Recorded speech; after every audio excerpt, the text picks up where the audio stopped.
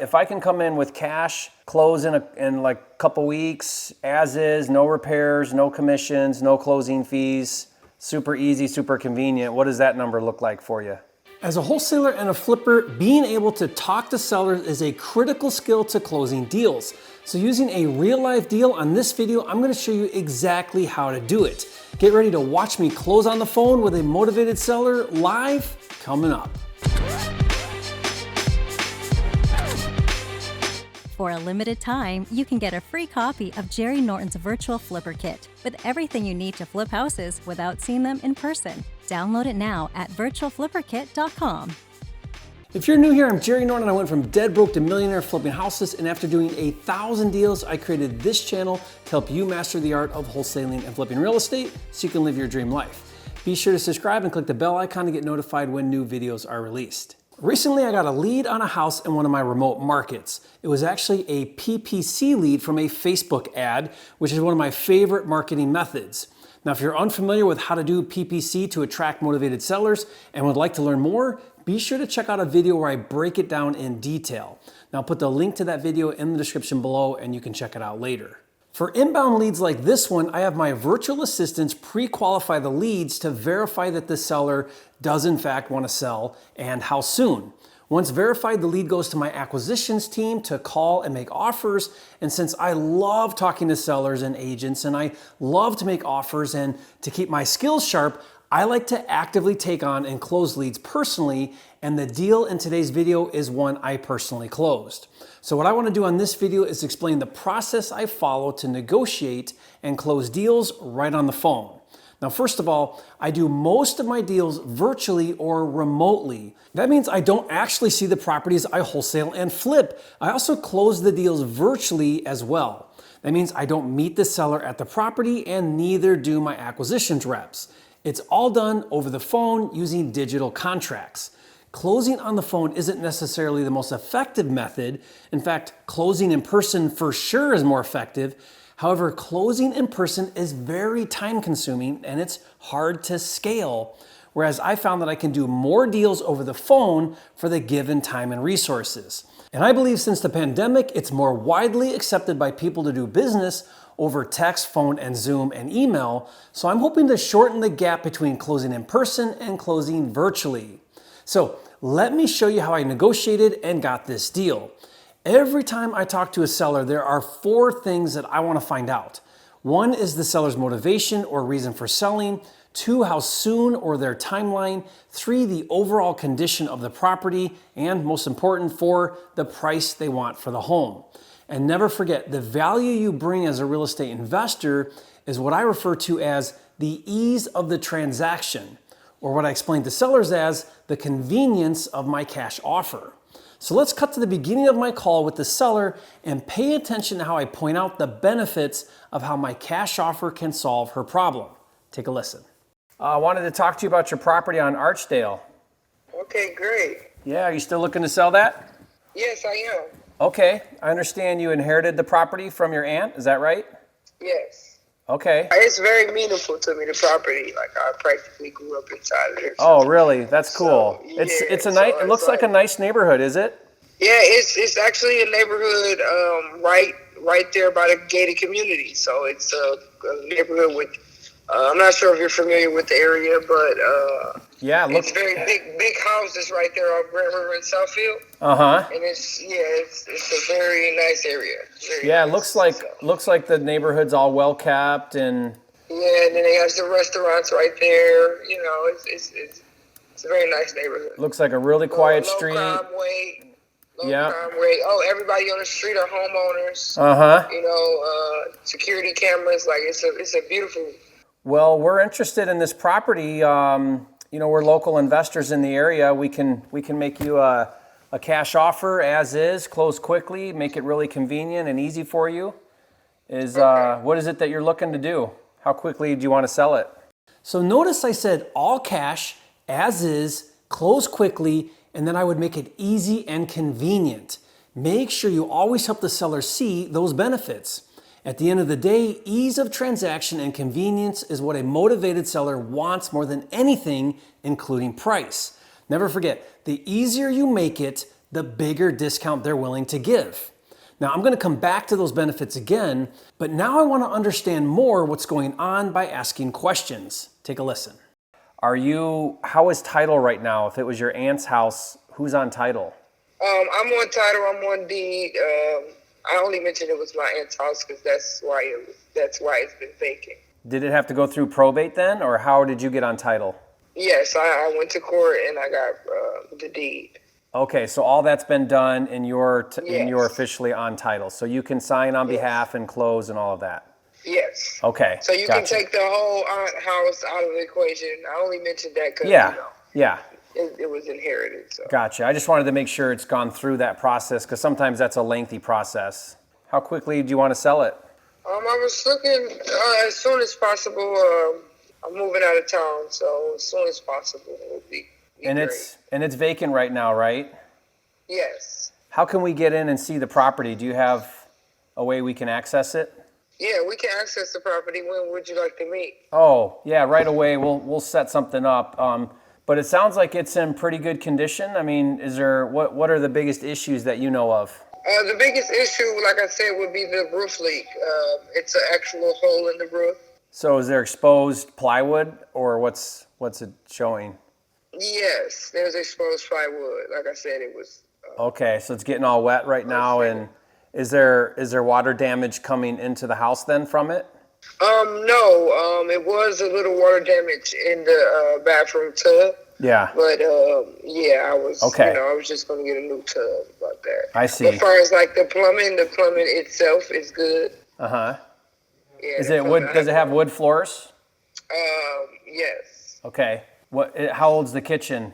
The kitchen isn't that old. I had got it. My aunt got it redone about a few years ago. I see. Okay. Since she inherited the property from her aunt, I wanted to make sure she was actually on title, which she confirmed she was. I also asked how soon she wanted to sell the property. That helps me understand her timeline. And she said right away. She said it's vacant, and then I asked her questions about the condition. Now at this point, I haven't seen the property, so I want to get an idea of what the issues are. One of my favorite questions to ask is, what are the biggest issues that you know of? In this case, she said there is a roof leak. In fact, she said there is a hole in the roof. Now, I asked some more questions about exposure and water damage. I also asked her how old the kitchen was. This was enough for me to know that she can't sell the house to a retail buyer. This is a cash-only sale because a homeowner can't get a loan if there's a hole in the roof. Knowing that, I can be more aggressive on price, which I'll be getting to, so keep watching. Now, at this point, I found out she inherited this house and she wants to close as soon as possible and that it has a serious problem with the roof leak. Next, I want to explain the process of me buying the house. Now, I do this before even agreeing on a price. The reason is I just assume that we're going to do a deal. Take a listen.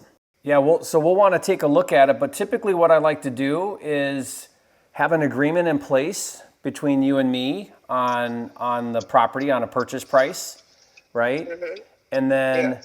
And then once we have that in place, then I just need a couple days, and I send my guy out there. We do a walkthrough. We just make sure there's no foundation issues or anything going on that we're not aware of. And then as long as that checks out, then we move forward to a closing, and that usually takes a couple weeks is all. And then at the closing, we come in with the funds, and then you get whatever the proceeds are.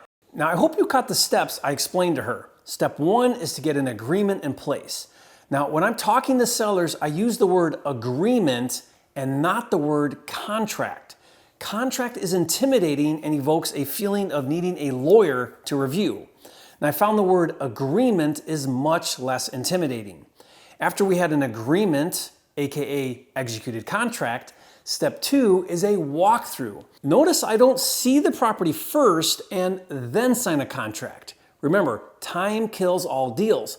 Always get the contract first and worry about everything else later. Step three, as I explained, was to close in a few weeks. Once I have the executed contract and we've done a site visit and everything checks out, I'll open escrow with a wholesaler-friendly title company, and between the time I get a signed contract with the seller to the day of closing is when I find and secure my cash buyer, if I'm going to wholesale the deal.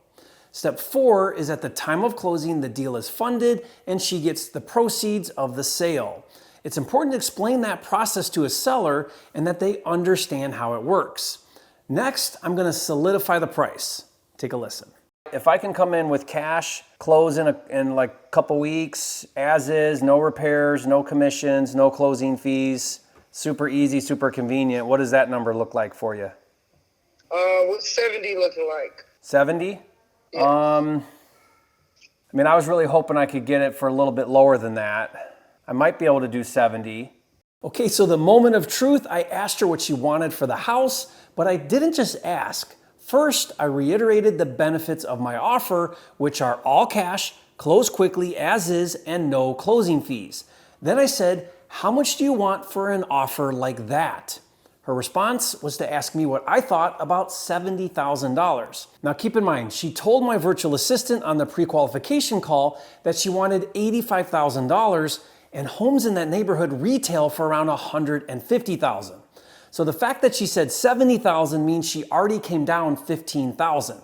So I responded with, I was hoping to be lower, but I might be able to do $70,000. Then I was quiet. Now, if $70,000 is the lowest she'll take, I'll go with it, but maybe she'll go lower. Listen to her response. I was asking for more, but once I got it appraised, it was appraised for 85, so I know which ranges to stay within. That's why I went down to 70.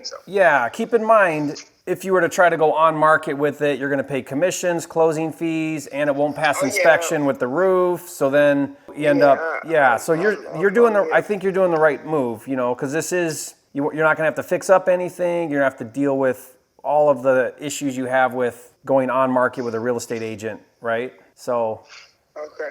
So she responded that she had it appraised for $85,000, which is funny because I'm going to wholesale the property for $85,000.